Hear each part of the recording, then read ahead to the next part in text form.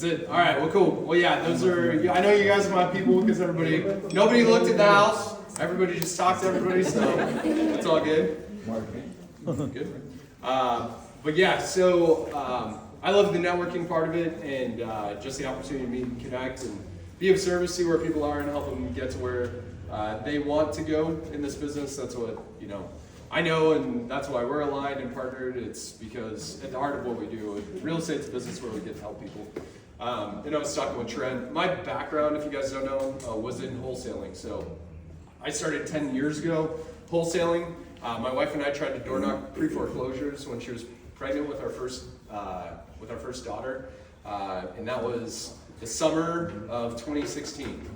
So, anybody door knocked pre-foreclosures? Yes. Done it during the summer? Yeah. None of those people want to talk to you. Yeah, they right? hate you. Yeah, you're the last person that they want to see. So that's how we got started and realized, hey, wholesaling and marketing to find a deal takes a lot of work. And so I went to go work for a couple wholesaling companies because my background's in sales, business development.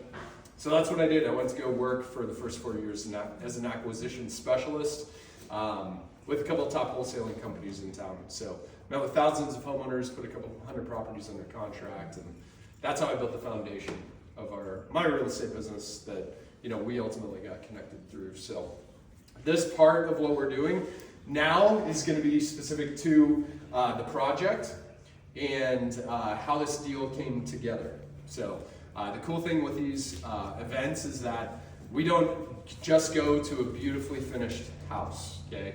We go to the projects in whatever stage that they're in.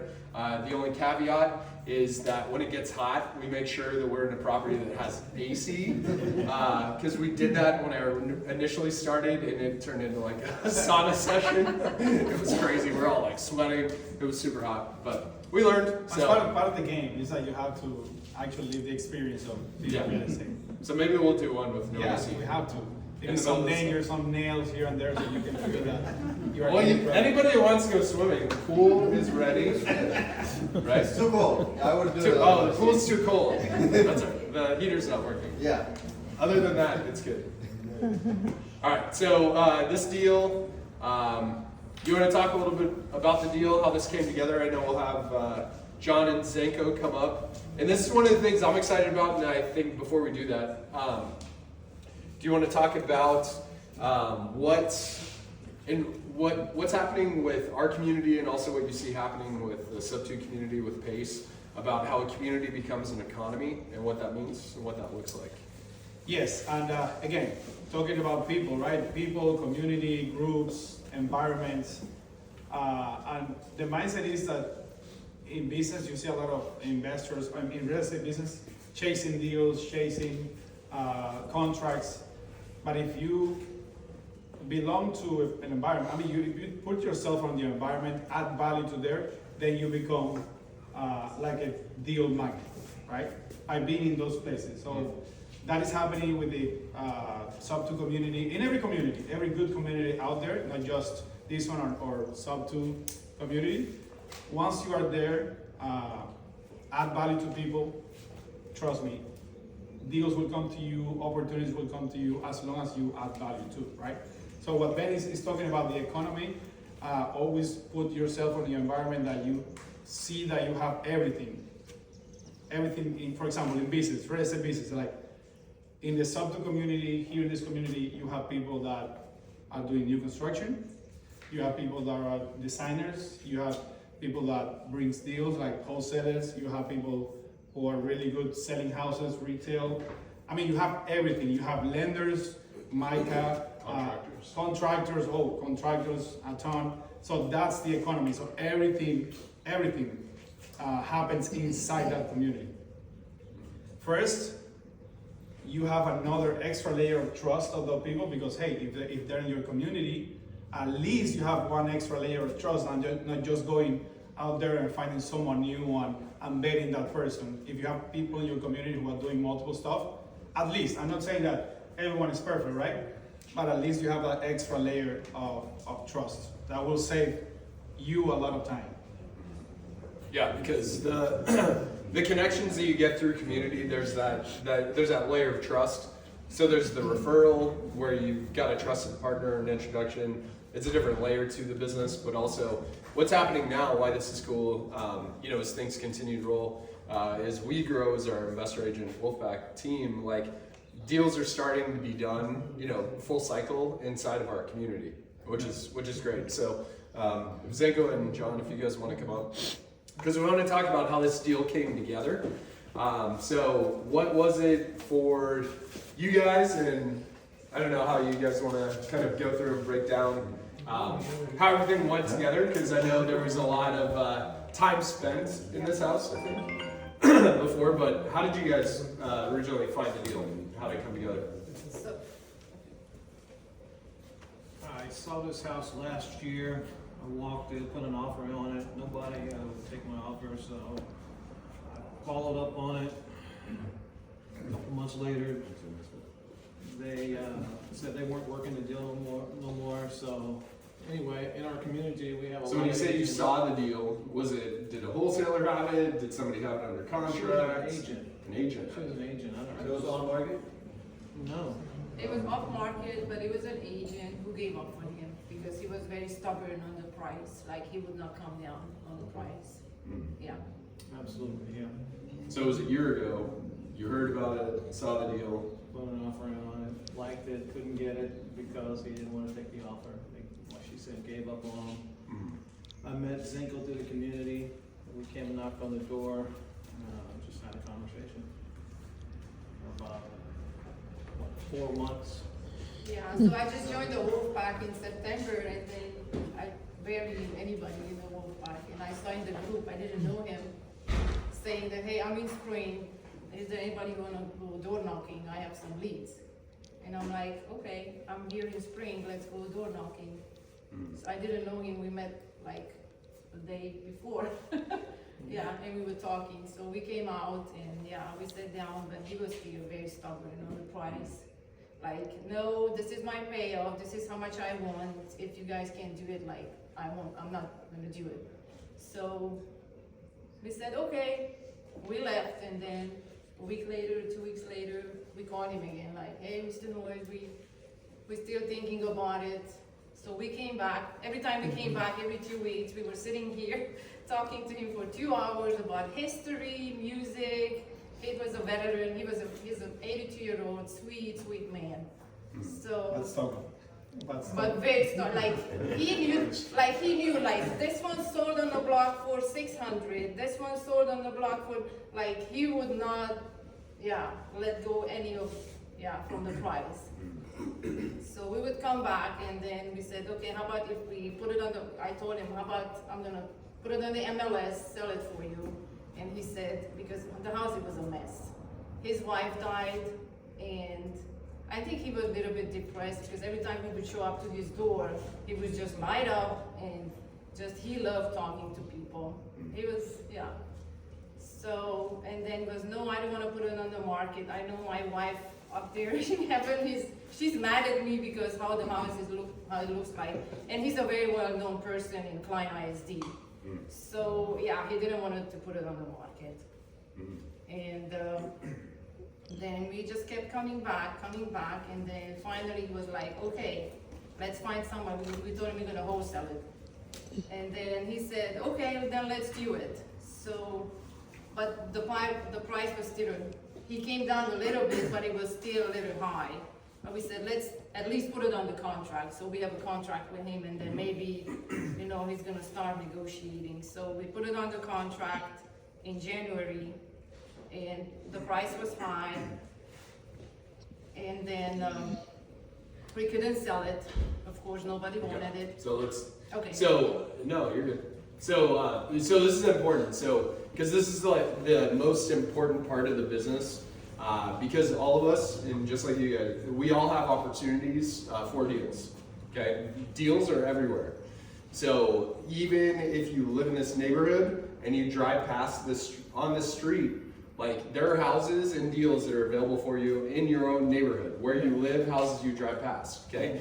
So what was the first thing that John did? The most important thing? Put it on the contract. Well, that was the second one. I didn't know that. He knocked the door, Yeah. right? Because when you're working with people, it's a relationship, just like we were talking about. You've got to go meet the person. You've got to go knock on the door. You've got to go engage with them. And then there's a whole art to building rapport, building the relationship, Yeah, building the you trust. gotta earn their trust, because Yeah. if they don't trust you, they're not gonna do business with you. Yeah. And so the other thing too that's super important, we all have to understand every homeowner is marketed to every day. Okay. So this guy was getting hit up by everybody already. Yeah. And if this property popped up on the off market, or if whoever he knew was marketing the deal out, there were already a lot of people contacting him, right? Yeah, there were other wholesalers, we were under contract with him, and they were trying to steal the deal Yeah. from him, behind our back. They Really? got all the information from us, and they came straight to him. Yeah. And luckily, he called me, I'm like, no, tell them to leave, and he did. Yeah. So and that's what he That's did. why you have to love people. Respect, but love them. Yeah. So, but yes, they got in direct contact with the homeowner. Yeah. And then the next most important thing that Devon said, you got to get the property under contract. Because if John just continued the conversation of knowing about the opportunity, the most important thing, once you know and are aware of the opportunity, is putting the property under contract, getting an agreement with the homeowner to buy it. Whether it's off market or on market, whether to get it on off market, put under contract, or secure the listing if you're an agent, like that gives you the leverage, and that gets you committed with the homeowner in this instance. And so that is the second most important thing, because now you've got leverage and you're in control of the property now. So, right, so you got the property under contract. It was still a little It high was still high. for Yeah. what you guys were looking for, right? It was like 470. Yeah. Then price? His price? Yeah. Yeah. And then we said, yeah, for that price, we cannot get you anybody to buy this property, because for an investor, it's not gonna be worth it. So, what was his motivation? Why was he looking to sell? Because his wife passed, and it's a huge house, it's a lot of bills to pay. So, yeah, and plus he bought a house up in Anderson, he has the daughter up there, and he has 2 cute grandkids, and he wanted to go just spend time with the grandkids and be done with this house. So, yeah, he wanted to move, but he was stubborn because he's a big negotiator, big time, yeah. Yeah. It was fun. So, and that's the big thing that I know, just from my experience on that. What I do now as an agent, or when I was doing acquisitions, working with homeowners, you've got to make sure, understand where they want to go. So, understand what the motivation is, because anybody can sell their house, but why are they going to sell it? And we want to help them get to that next step. So we're helping people move from A to B. So we need to know what B is, because if he did not have a desire to go somewhere else, or if he Yes. didn't know he was going to go into assisted living, or We he knew was going that to go he needs live to with move, his like, family. he's got another house up Yeah. there that he just bought, and then as weeks were going by, like, oh, my electricity bill, and we were coming and he would complain like how much his bills are. I'm like, Mr. Rose, you gotta move, you gotta go. It's like no point for you to stay here. So he's like, I know you're right. So then, like, okay, let's come down a little bit. So we came down a little bit on the price, but it was still not enough. And then there was a house on the corner that went under contract in 5 days. And I'm like, John, we need to go. We need to buy this house and flip it. So we came back and we told him, Mr. Noyes, how about if me and John are gonna buy the house? Would you from the price? And then he thought about it, and he's like, what is your offer? And we told him like 345. No, we said 340 first. And then he said, oh, okay, because if the two of you, I'll think about it. Because he really liked us, like we was coming every week, we would chat for hours. Like we were entertaining him every week. So, yeah, I went home, and by the time I got home, he called me and he said, let's do it. So we came down on the price, and we opened title, and then we had our ARV on the property, and we had our lenders lined up, but the lender appraisal came back lower than what we were expecting. So I was already out of pocket 80K with everything for my money. So I was supposed to bring another 30 to closing, and I did not have that money, and I don't want the stress to get more money, and John also. So then Luber came into the picture. He's like, that's okay, even if the ARV is lower, I can do it with private money. So that's how we ended up assigning it to Luber. And yeah. Yeah. And I sent the contract to him, and I was so bummed. Like, we put so much work into this. I'm like, you don't want to do a JV? It's like, you know how you gotta date your business partner first before you marry? And I'm like, I know, and you're right. And he said, but I'm gonna make it up for you. You're gonna list the house, and I'm gonna give it to you, plus what you do with the money that you're not putting into this one. And I said, I don't know. He said, give me the money. I have another listing in the Woodlands, and I give you that listing, and I'll pay you 10% on your money. So for me, it's a win-win. I got 2 listings, plus I'm making money on my money with Luber. And John got a wholesale, so And John that's got that's the way of kind of structure the deal to make everyone win, Yes. right? And I told her, I cannot pay you now because the deal is kind of tight. Let me pay one of you a wholesale fee, and Yes. then I will put you to work. You're gonna lease the property, make a little bit extra money by doing the work, and will you help me stage the property? That's an ongoing negotiation Yeah. still. Ongoing negotiation.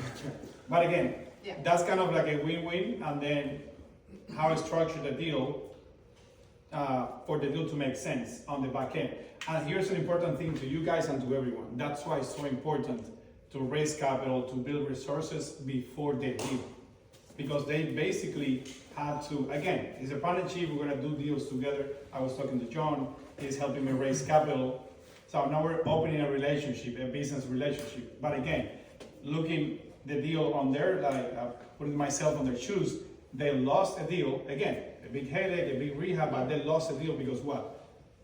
The lack of capital, resources. So the best time to raise capital to build those resources is before you have a deal. Because when you get a deal and you have to find resources, that's too late. Yep. Or you get desperate and raise capital at a really high, bad capital, and then you get into trouble, like deeper trouble by doing that, by being desperate. So that's a really bad combination.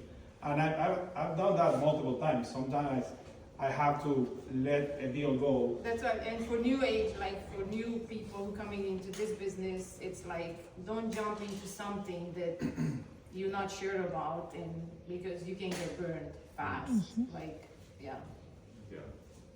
Yeah, that's good. And so I know, they did a great job securing, initiating, getting in contact, building the relationship, getting the deal doable, getting it under contract, and then, they did a lot of work because we were also talking about the deal, as things were, moving through.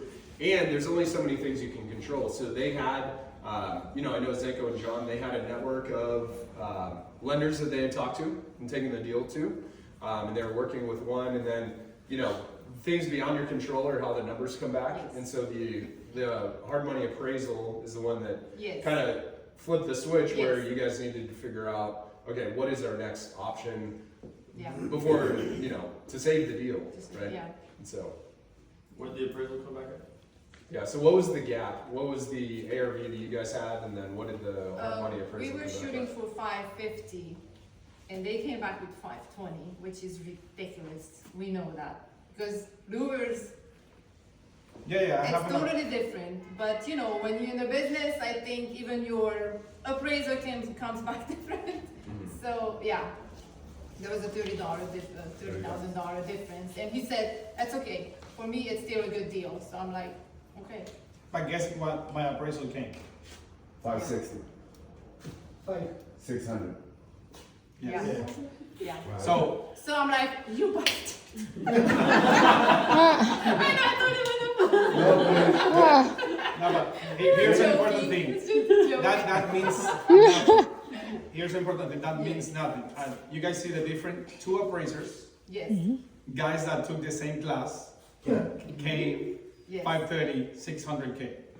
Again, means nothing because my appraiser is my friend, and I'm working with my own Yes. lending company. That's what I'm saying. That means that I told him, hey, help me with the appraisal number, so I can leverage my lending, my hard money lender, so I can leverage and put the less amount of money that I can in the deal, in the deal. It doesn't mean that I will sell for 600, I know that I will not, Yeah, but I know in this specific case, their appraisal killed the deal. In my specific case, my appraisal helped me Yes. get the deal done. yeah, So do you see the difference? yeah, Again, it's not the price that I can sell because I'm not gonna sell at 600, but it's also a great tool to To have. have. Again, people, relationships. yeah. Yeah. Because what's the most important number in the deal? The purchase or the ARV or? Yeah, the sell. The sell price. The sell price. How much we gonna sell How much it you're for? gonna sell for. So all the appraisals, all of that is all part of the deal process. The ultimate deal is like when you'll take and put this to the market, right? When I go to, every time I don't get the number, let me rephrase it. When I do a lot of like small multifamilies, I buy and hold multifamilies and I flip single families. Every time I go and refinance the property and I have an appraisal appointment, I go with the person, I make sure that I create a relationship with the person, I make sure that I talk to their subconscious mind, hey, I need this, without them feeling that I'm influencing them or doing something bad. Appraisers have opinion of value. You saw that opinion, 70K, Yeah, almost like 15% different in price. It's hard to, and that part's really important whether you're on the investor side or the retail side, because even if you guys see here, and we'll talk about some of the, the rehab and repairs and stuff, but this house did not look like this before. So it's hard for people to understand the vision of what a property will be versus where it is, especially if it was like borderline border situation. yeah, it was lived there for a full long of stuff, time, like, right? yeah. It's hard to see, with the condition of the property, what the end point is with that. Yeah, you didn't even So- see how it looked like, because No. by the time you came in, it was, most of the stuff was taken out. Yeah, like this was full, that was full. I was back in China on that little dining room for a week with the old man, helping him pack all his stuff. Are you crying? No, no, but the best compliment was when he moved, and on closing day, Lugar went to sign, and he was so stubborn, he would not go to sign the paperwork. He's like, no, I want my money first. And he didn't go to sign the house, and Lugar called me like, tell him to go, but and then I called Mr. Noyes, please go, and then he said like, if you telling me that I can trust everybody to go and sign, I'll go sign, and I'm like, That's a please. great relationship. Yeah. Yes, so I'm like, I can assure you, nobody's gonna steal your money, nobody's gonna run away with your house, please go sign the paperwork. So 2 hours or 3 hours later, he already called me, Cinco, I got the money. I'm like, really? Oh, good. He was happy. But no, and he was so grateful. He was like, I think my wife's angels sent you guys to me to sell this house and help me to move. So That's when we're you. still talking. We calls like, how are you? How you been? We're still planning your lunch. And we still, with this type of sellers that they're like emotionally attached, is great to bring them to the house once the property is done. And looking at this relationship on a business like side, what are we doing with him? So we're talking to him Yes. about becoming what? So So he got money. He got money, He yeah. got money. So now we're selling him the opportunity. Yes. Hey, are you gonna spend all that, or do you want to make some money out of your money? So, and that's another thing, to raise capital, everyone Yeah. could be a partner on that. Everyone. You never And I know. asked him, and he said, just give me a little time, because this was a lot of work for him. Like, he was exhausted, like, yeah, with the movers and just the whole process. The guy was calling the title company like 7-8 times a day. Yes, Luckily, it was a small title company that they could. and right down the road, yeah. I know. Yeah, he was a tough cookie, but at the end, he was happy, so, yeah, that's the good thing. He's enjoying his grandkids. Out in the country, he bought a house, yeah. From beginning to the end, how long was that there?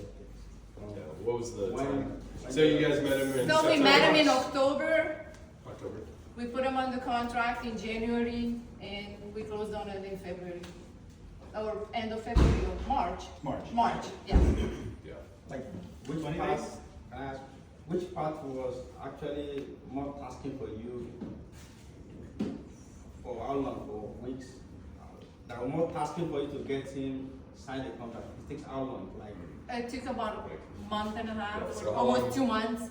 Of building the rapport, building Yes. the relationship. Yes, coming Yeah. back almost, not every week, but every other week. We were sitting here, yeah. And then he sold his piano also. He had a big piano right here. Oh, yeah. And he had his wife's sewing machine, so John put it on marketplace and we helped him sell it. So they took the piano too, so, yeah. Wow, you did a lot more than most of them. Yes, Yeah, there's a lot that goes into deals, especially, you know, the best deals are the ones you typically source yourself and find. And, you know, not every deal works out, but the good thing is with this one, it became a deal that when they were in through their process, you know, they still had an option to make the deal work. And that's where Louvre was able to come in, you know, with putting the deal together. And I think that's where Louvre is in the progression of his business. Like I see Louvre now as a deal maker. So a lot of people are bringing him opportunities that other people may not be able to get done. And because of, you know, his knowledge and relationships and access to capital, like he's able to, you know, I think you were able to get this deal done primarily. I mean, would you say it was because of access to private capital, different terms? Like Yeah. what would you say was? So basically first, because the numbers that we have on the rehab, so we're gonna make this deal work. You So guys what are have- the rehab numbers? Do you want to go through that real quick? Yes, so you guys had like 120, right? So on your, rehab, yeah, we had 85. okay, 85. I think this house, It's to more. do what I'm gonna do, what Whatever I'm you doing, do, it will take like 120. I mean, on a regular, for a regular Mhm. GC, for me, it's gonna take a little bit less. But again, because I have that, I control the numbers on the rehab, and that's so important if you're gonna go into this business professionally, like full-time, control the business, control the numbers. Also, on the back end, I went with the appraiser, he gave me 600K, so the lender gave me 80% of the purchase, 100% of the rehab. And again, remember, people say out there that you can do this business with zero money, right? Who believes that? yeah. I mean, it takes money, but it doesn't have to be yours. So that's why I'm doing this deal and most of my deal with zero money out of my pocket. So what I did was my lender, instead of 80, my lender requested $105,000. So what I did, I found a private money lender, guys like you and I gave him the offer, hey, I'm gonna pay you 10% of your money, and I'm gonna bring you also partner, and I'll give you 10% of the profit. Let's say we make 40, 50, 60, he will make money on his money, and he will make like extra 10% on the profit. That way, that person feels that, hey, I'm not just a lender, I am also a partner. And also because right now, I'm not at that level. I do have a bunch of like private money lenders, but I'm not at Brand's level. That he has a pool of private money lenders that he just throw the deal out there and they lend him money at a or flat percentage or an APR like 10, 8, 12%. I'm not at that level yet. I still have to give him something else, not just the rate. And I love what Brand said on the meeting. You will see a level of experience or the level of the investor or something like that by the amount of money he pays for his money. Yeah. By the price of his money, something like that. Yeah. You guys get that? Yeah. Going back to the desperation stage when you find a deal and you don't have the money, or when you are new, people pay like 20%. People JV. I've done that multiple times. I've JV in deals 50-50, and the other person only gave me 25K. Why? And again, that was perfect because at that time, I didn't have the reputation, I didn't have the trust in myself to go and raise capital just at 10, 12, 13%. Did you create an LLC with that investor? Second? With that investor, did you create an LLC to do No, this deal? no. Just a I handshake. just go, like a promissory note for his 10% annualized APR. Yep. And then a JV agreement on the profit side. Okay. Two contracts, two different. It's the same guy, Yep. but he's gonna be my lender and my partner. So, and that's how I kind of created the deal. Team members over here, and then again, I couldn't like pay a lot of in a wholesale fee, and I found another way to pay Yeah. Senko. He's gonna be the listing agent, and she's gonna help me stage the house. Yeah. So there's a lot of different pieces to make the deal ultimately come together. So just run through the numbers real quick. So the acquisition price was at 342. 342, and then there was a wholesale fee to John, 5. 5,000 to John on that. Yes, So you bought it. The rehab is at like 100K. like 100,000. Maybe I can save on that. I will save on that, but again, they have some unexpected, unexpected, like the pool and other stuff that we're gonna do, and we're gonna go like fancy, because this neighborhood allows that. So like 100K, maybe a little bit less. Sales price, I'm shooting for 589. It's like 500 or the high fives. High fives, Yeah. yes. Yep. Cool. So it'll be a decent spread, even with like Yes. the acquisition. I know that Yeah. maybe we'll not Holding sell at costs. that. Also, I was talking to, I think, Duvan or you. These days, every buyer will come with a $10,000 Oh, yeah. seller's concession. Yeah. Everyone, Minimum. minimum. So we have, in order for us to do a flip, You we have to take that calculate number that in in. consideration. Mhm. There are a bunch of unexpected items in flips, like rehabs, over budgets, that I haven't met that person yet who always stay on budget. Yeah. So over budget expenses, and then buyers closing costs, the regular closing costs, the 3%, and then another $10,000 to $15,000 in seller concessions, always. Plus extra rehab or extra work that you have to do once the inspector comes. So in this business, everyone is against you on the selling side, in a good way. Yeah. Everyone is against you, so you have to play with those numbers. So and that's especially for the market that we're in right now, more conservative market leaning to the buyer side. And that's something we talked about on another deal that's in this neighborhood. But why is it important to be conservative on the numbers and factor in some of those additional, market sides of it, like because the concessions, days on market, holding costs, additional repairs. Why is it important to have that additional margin? Because if not, you're not gonna make money, or you're gonna make just a little bit of money, and you're gonna work your butt out for months to make 5K. It's better to wholesale a deal than just to work, take the risk, to make 5K. I've seen it a different way, because in this business, I'm helping and I'm doing business with 5 people.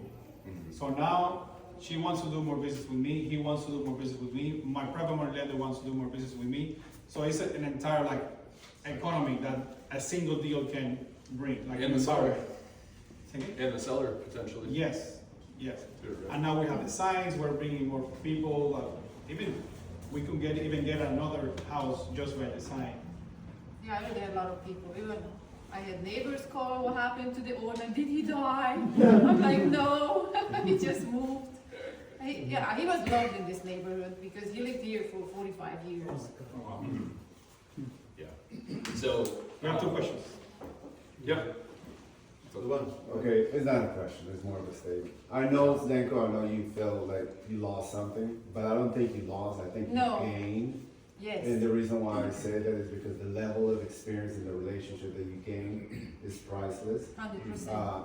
Plus, let's just say everything would have went well with the lender.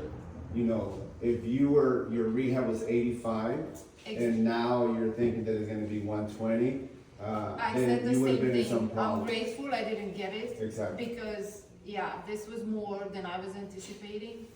And I'm happy I didn't get it. And I'm only speaking from experience. Yes. Because sometimes we think that we lose something and then, No. but in reality, the experience and the knowledge that you gain from situations like this 100%. is Yes, Yeah. I agree with That's that. good. So just want to clarify, you said that you use private money, but you've also talked about getting your hard money lender involved. So I think what you said is, you got your own private appraisal, like not through a hard money lender, and then you take that appraisal, brought it to a private money lender to get them to give you up to 80% of ARV. So this was not through a hard money lender, at least at first. But then you also mentioned hard money, so that's why I'm a little confused. Okay, so let's talk about the funding, right? Yeah. And again, let me do a little bit of marketing. I'm white labeling a hard money lending company because previously I was referring so many clients to more hard money lender. So hard money lenders out there, if you see a guy with a lot of relationship, you give them some, referral fees. So these guys that I met like 6 months ago, they told me, hey, let's do business together. So now I'm white labeling them. And we've created a great relationship. White label means that, hey, they give you their prices like super low, and then you sell it a little bit higher. In my case, with the points. So they give me like 1.3 to 1.5, and I sell the loan at 2%. So if you guys have any hard money loan, do we have any sponsor that I'm competing against? Yes. No? He's No? here. No. No, not sponsor. No, Is it- Well, so and this is an important thing, and this is where there's a gray area on the funding side.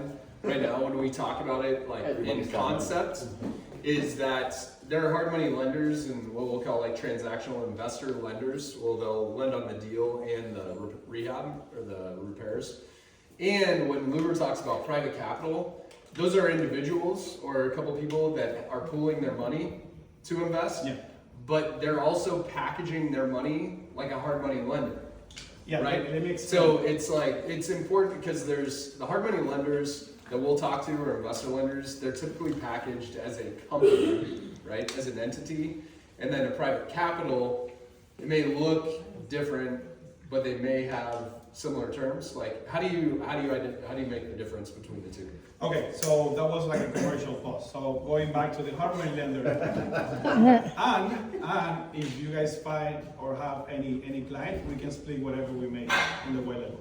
Why I'm doing that, even for you guys in the future, I'm not saying, hey, use this hard money lending company and give me a referral. No, I'm creating my own hard money lending company because in the future, I will create my own hard money lending company, right?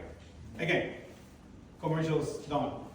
I went with the hard money lending company. They gave me the regular, like 80% of the purchase, 100% of the rehab. But again, the purchase based on the rehab, on the ARP was 600, so they gave me a little bit more than with the 530, right? Yeah. Really good terms, like 10% interest rate for 12 months. Great hard money lender. But again, they asked me to bring 100K to the table. Okay. I don't have a bunch of 8% money. LTC. Yes, Okay. 100K to the table plus closing costs. So what I do is I bring, and that's why I have a bunch of deals at the same time, because I put zero out of my pocket. I found a private money lender, which is like a person like you and I, with the right set of contracts, and that private money lender is lending me his money at 10%, and I will give him 10% of the profit. So with hard money lender, and we call it gap lenders, because they cover the gap.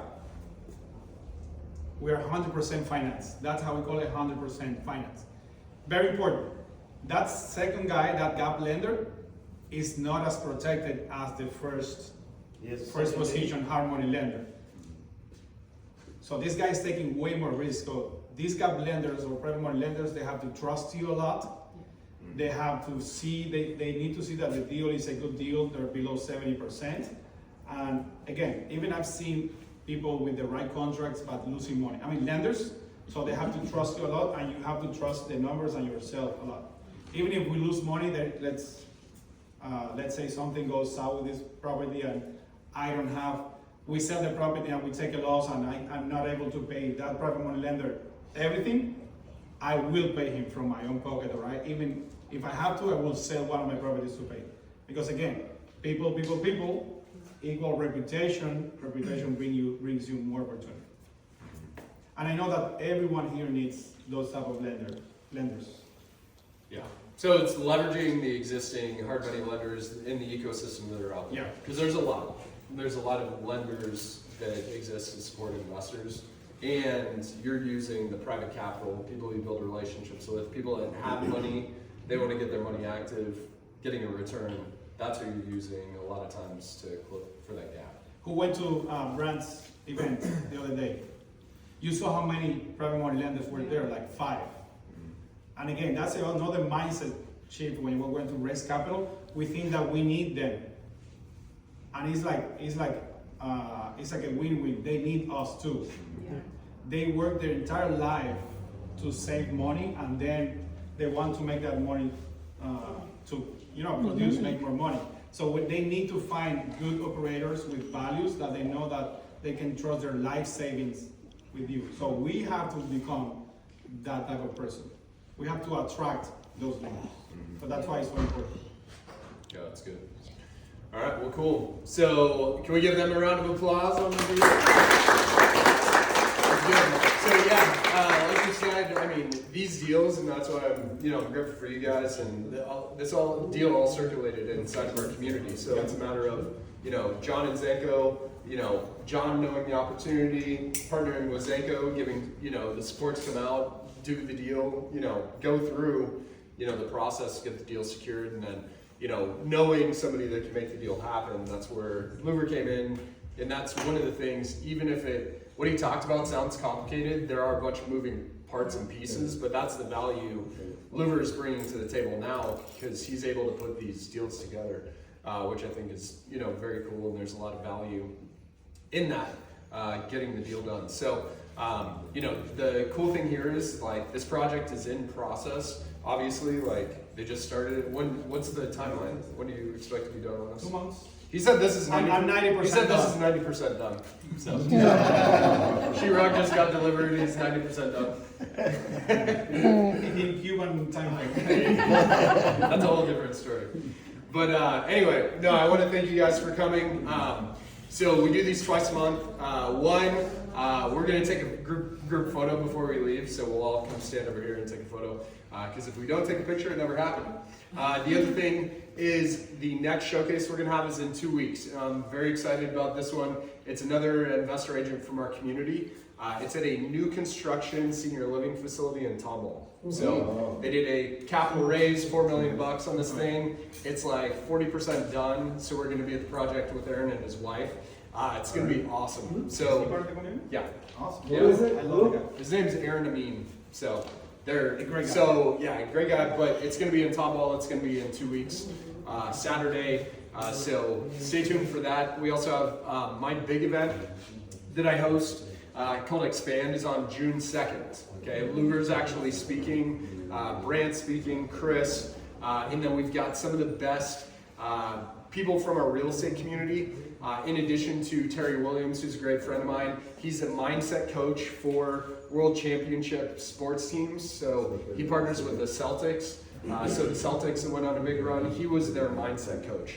And so he is speaking, he's our keynote speaker for that. In addition to, we've got Brandon Nava, who's a top luxury agent in the Dallas market. He's coming down with his family, coming to speak, faith-fueled real estate entrepreneur and expert, in addition to a bunch of people. So keep an eye out for that. We're like 30 days out, so that's going to be on Tuesday, June 2nd. The opportunity I'll provide you all, since you guys are here, if you want to take advantage, I'll give you a free ticket. You just have to respond to the follow-up email. So charge $97 for the ticket, but since you guys are here, we'll get you a free ticket if you guys want to come join us, okay? So make sure, keep an eye out on your email for that, and we'll go from there. So appreciate you all, thank you for coming. If I can ask everybody just come stand on this side, we'll take a group photo and then we'll wrap, all right?